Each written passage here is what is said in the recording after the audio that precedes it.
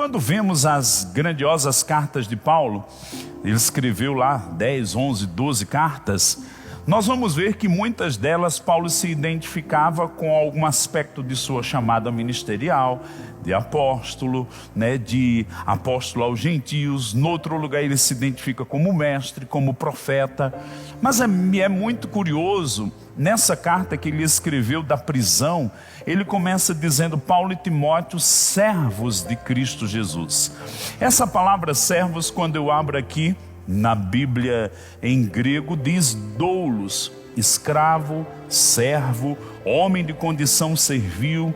E ele fala aqui depois, dedicado ao próximo, servo, atendente.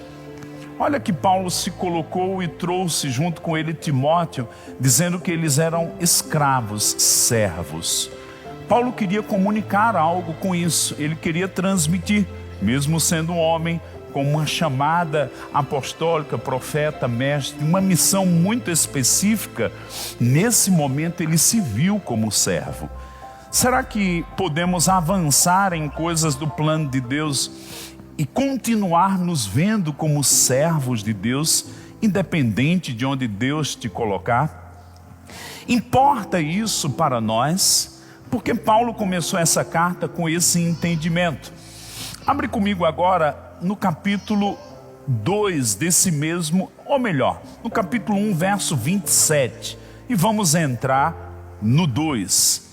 O que nos diz aqui no capítulo 1, verso 27 de Filipenses?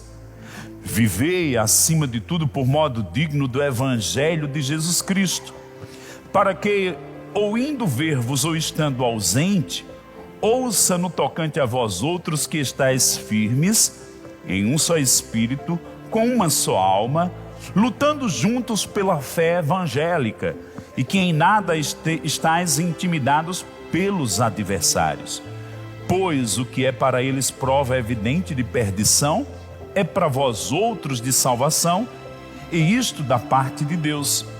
Porque vos foi concedida a graça de padecerdes por Cristo, e não somente de crerdes nele.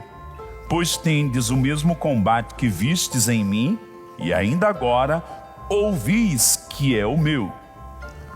Irmãos, foi nesse contexto que ele entrou no capítulo 2, nós vamos continuar a ler aqui.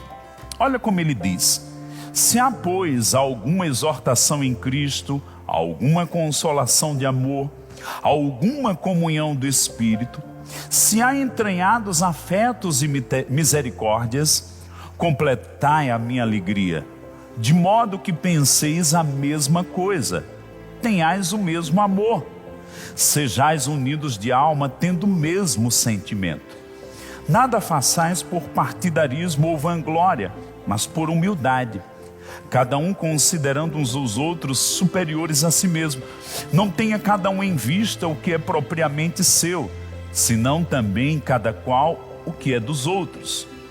E ele acrescenta no verso 5: tende em vós o mesmo sentimento que houve também em Cristo Jesus. Pois ele, subsistindo em forma de Deus, não julgou com usurpação ser igual a Deus. Antes, a si mesmo se esvaziou, assumindo a forma de servo. Fala comigo: assumindo a forma de servo. Tornando-se em semelhança de homens e reconhecido em figura humana, a si mesmo se humilhou, tornando-se obediente até a morte e morte de cruz. E depois diz que o Pai o exaltou porque ele teve essa atitude, essa mesma disposição mental. Paulo estava trazendo nessa carta, eu digo que é uma carta que ele transmite o sentimento e o coração de servo. Ele começa se colocando como servo. No capítulo 2 ele começa exortando a igreja. Ele reconhecia que aquela igreja já tinha entranháveis afetos, tinha misericórdia, tinha compaixão, já tinha tocado algumas coisas. Mas ele diz no verso 2: completai a minha alegria. Irmãos, não é porque a gente alcançou algo que já chegamos lá. Eu declaro que aquilo que falta ser completado em mim e você, nós vamos dar ouvidos, nós vamos seguir as instruções do Espírito, nós vamos ser agradáveis para com Deus.